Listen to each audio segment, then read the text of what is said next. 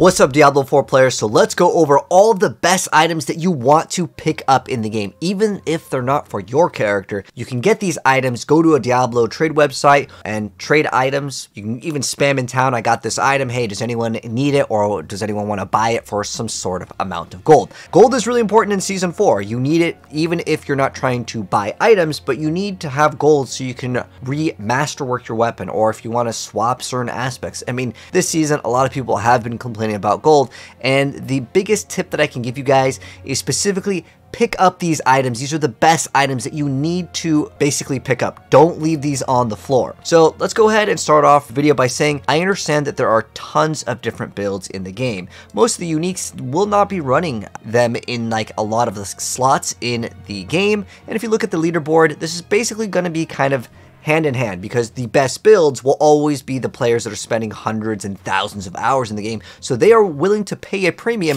if you get any of these things. Now, take this with a small grain of salt, as not every build is the same, but this is going to cover majority, basically like 99% of the player base here. There may be some sort of niche build, weird thing, and at that point, well, the item's not going to be worth as much because it's not stuff for the meta, so to speak. But just like in Path of Exile, there could be some very niche thing that if you roll with quadruple on a unique greater affix, yeah, there's that one person out there that is willing to pay a premium, but these are going to be pretty much the primary things that most builds will want. And while the uber uniques are untradeable, there are certain slots that a lot of people may not be looking for an item in that category, because while the Holocron Crest is pretty much one of the best helms in the game for most builds, however, these are kind of the things that you want to be on the lookout for. So let's start off with the helmets. So in the helmet category, the main thing that you really want to try to get is that cooldown reduction to be greater affix. The rest of the stats, again, most people will be playing the Harlequin Crest, but your character's main stat, armor or some life or resistance, are all good stats, but the main primary stat, if you're looking to trade items, is going to be cooldown reduction. There are some builds that can make use out of like maximum resource, but for the most part, a lot of builds in the helmet category, I'll be honest, they're not going to be a super desirable stat. Remember, you can't trade the Harlequin. Then we are going to go into the chest piece category. So there's a lot of things that can be really good in the chest category, depending on the class that you're playing. Max life, strength, or plus a rank to a very specific skill can all be really good. Now, I'm not going to make this video that goes over every single class, because that would make the video like an hour plus long. But for the most part, a lot of times for a very specific build, and it's specifically with the rogue in general, the rogue really wants to get the ranks to Dark Shroud in the chest piece for the Heartseeker build. That's the one that's going to give you that big money, that in terms of like a drop here. But any sort of stat, again, getting greater affixes in any category is a little bit better than not getting one, but there's not really a stat that is a primary stat that you have to always get. Like the helmet, you got to get the cooldown reduction if you're not running Harlequin. It's like one of the most important stats for like most builds. Now, as far as the gloves go, attack speed, critical strike chance, and depending on the build, you may actually need to go ahead and get lucky. That's actually more important with the rogue, or specifically ranks to a specific skill like penetrating shot or twisting blades or whatever the skill may be. But for the most part, pin gorgers are going to be one of the most popular things, which is a unique item, but in general, these are going to be the stats that you want to look for, and getting greater affix on any of these equals money. When you start adding multiple of them, then you're in the big money.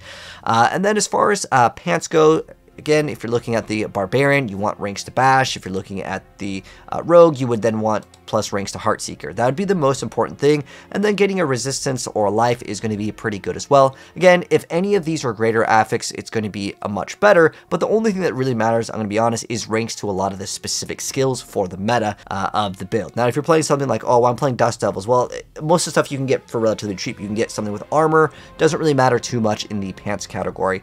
And then on top of that, we got the boots. Now, pretty much, if the boots do not have greater affix on movement speed, they will not sell. If you played Path of Exile, you know if your boots don't have like 25 plus movement speed, people don't even search up them most of the time. And that is because that's kind of a very important stat. So you can get life or whatever, different resistances, armor is fine. But the most important thing on a pair of boots is you have to have greater affix movement speed. If you're looking to pick up these items to make a profit or just equip yourself, movement speed is actually one of the kings here, and that's because it gives you extra mobility, so you can dodge certain things, or if you're clearing things a lot faster. It's one of the most important things to get in the game. And then as far as our weapons go, now it depends on the build that you're playing, because there are certain builds that can gain a benefit, specifically let's say on the rogue, where you get a bonus from, let's say, vulnerable damage. Hitting those as greater affix is going to give you a really big advantage. But in general, your character's main stat, getting some life is always good, especially if you want to push higher in the pit. You do need a lot of life, especially if you want to build those tanky builds for the end game. And then getting crit strike damages in most cases. Again, I know that there's certain builds that are like damage over time that you may not want, like let's say crit or some sort of bonus to crit damage, right? But if you are scaling anything here that is, you know, conditional, again, with let's say like the rogue, you definitely want vulnerable. Now, a lot of people may actually want resource cost reduction. There are a few different builds that really do value resource cost reduction, and I've noticed that that can actually be not a bad stat, because sometimes people are just trying to gear up, and for certain builds that may be a little bit more niche, getting that greater resource cost reduction on a greater affix in combination with Ring of the Starless Skies, that can be a pretty big advantage. Now, this only does roll on the two-handers. That is something that is important to go ahead and mention. But in general, as far as weapons go, yeah, getting your main stat is really good for any class. So again, if you're playing the rogue, that would be plus to dexterity. Pick those up. You can sell those pretty easy for anywhere from 5 to maybe 20 million. But when you start adding like double greater affix, oh, you go crazy in the prices. Now, this video isn't going to be necessarily a pricing guide, but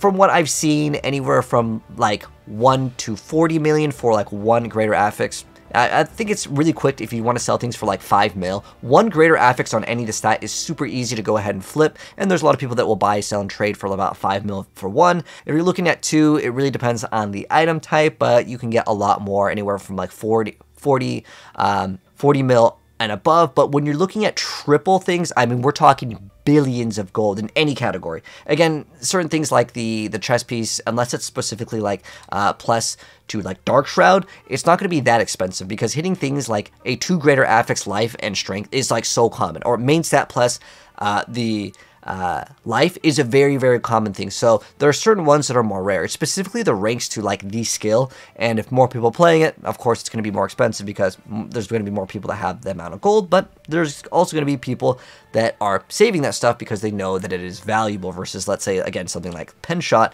is a lot less popular than, let's say, running the Heartseeker, which you would want ranks on the pants. And on a lot of websites, I'm going to be honest, you could just straight up just go and make some random offers. Sometimes you can score deals by just going on to lots of trade websites. A lot of times people will just randomly list things, and they don't really look too much. They just want to fill up their trade inventory, and they want to flip things very fast. So don't feel like, oh, it's going to cost you, you know, several hundred millions of gold to get that specific item.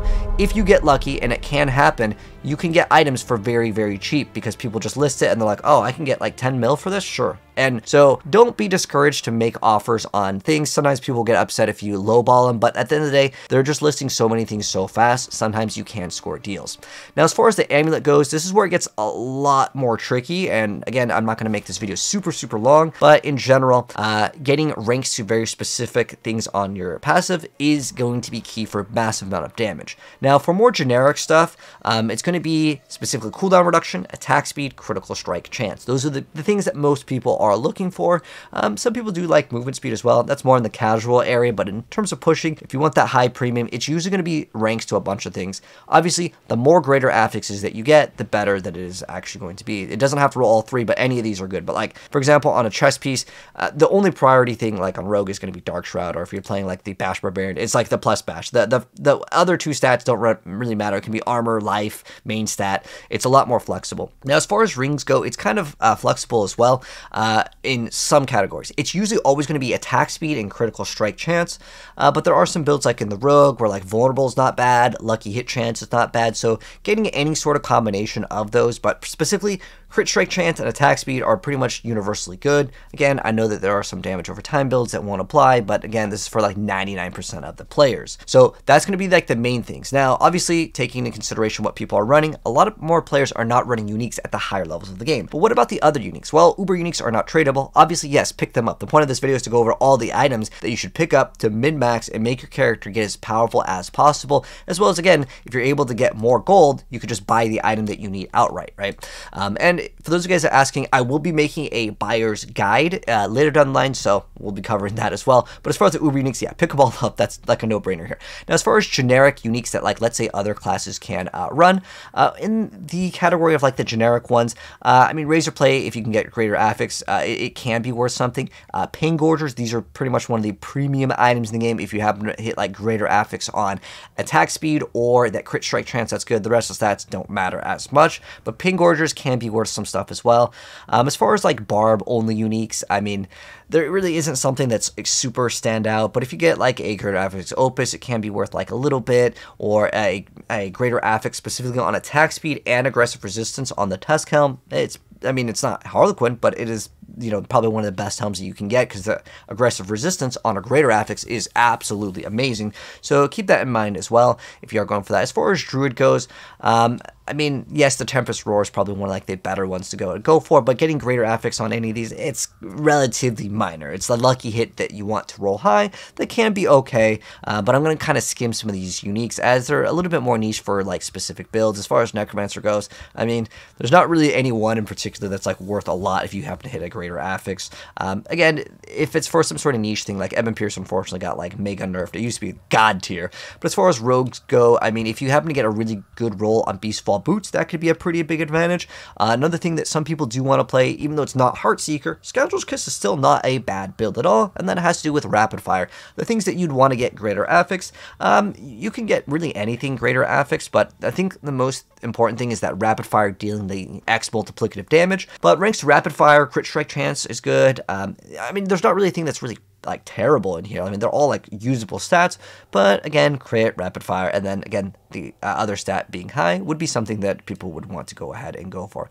As far as a Sorceress, the only one that seems to hold some sort of value is going to be Fractured Winter Glass, and for the highest tier in pushing, if you happen to be getting a really good Ryment, this one is going to be very, very difficult, but people do technically want like everything to be high, but the thing that's going to give you the most value in terms of numerical stats is probably the rank to glass cannon, as well as giving you that best amount of bonus on the stun duration for the teleport. So that could matter as well a little bit. And then getting a really good rolled Talrashas with a greater affix on cooldown reduction with a high number. That's going to be kind of the stuff that you want to go ahead and look out for. But those are kind of like a brief introduction. Like I said, with the uniques, I almost want to make a video dedicated towards each one of these, because it's kind of conditional for the classes, but those are the ones I feel like are the most important to get the most value out of your builds in terms of like what people are actually looking to pick up. Again, this is for people that are interested in picking these items to like buy, sell, and trade, or just upgrade yourself, and now you have kind of a decent idea. And I did want to make an updated guide to this, as my older one, well, some of the stuff has moved around, and in fact, they changed some of the values. Like for example, that resource cost reduction used to be able to get crazy numbers, like 40 or something like that, without even going to the masterworking. But yeah, these items, when they drop, if you happen to see any of these, and I know I'm showing yellow items is kind of a very important thing, I know I'm mentioning here at the end here, but it's very important. Yellow items are worthless in the game. The reason why I'm showing you guys them as yellows is if I add these other stats, because you technically can only have 2 stats on a rare item. If it goes to 3, it's considered a legendary, and it'll have a random legendary power on it, but I didn't want to clutter the screen with unnecessary information. So keep in mind, when I'm saying these are the items that you do want to not miss out on, you want to pick up these items to go ahead and make a profit, you definitely want to only pick up legendaries. The rare items are never going to be worth any amount of gold. You can still modify them and stuff, but it is absolutely pointless. To be honest, I don't even know why they're in the game. They actually kind of confuse a lot of players, because I know in previous seasons, yellow items were good, but you only want to be picking these up if they are legendary. And by the way, don't modify these items at all if you do want to trade them, because once you start going into the tempering and re-rolling at, let's say, the occultist, you will not be able to modify and sell and trade these items. But if you're looking for this item to pick up yourself, that's kind of the go-to in most builds. But that's going to go to wrap up things. If you felt like there's anything that I missed out on, definitely let me know in the comment section below. But hopefully this guide will help you out in terms of getting way more gold, because man, gold is a pain this season for sure. But there's lots of different trading websites. You guys can let me know your favorites down below. But I've been messing around with Diablo.trade, not sponsored or anything. There's tons of different trade websites, and this is all totally fine in the game. There's lots of Discord groups. There's D4 Trades GG.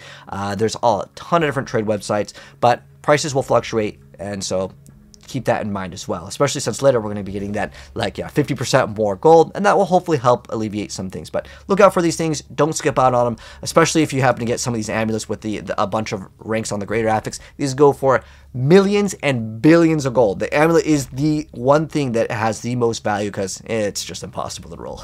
But anyways, that's going to wrap things up. Hopefully you guys enjoyed the video. If you did, drop a like, sub if you're new, and I'll see you guys in the next one. Take care.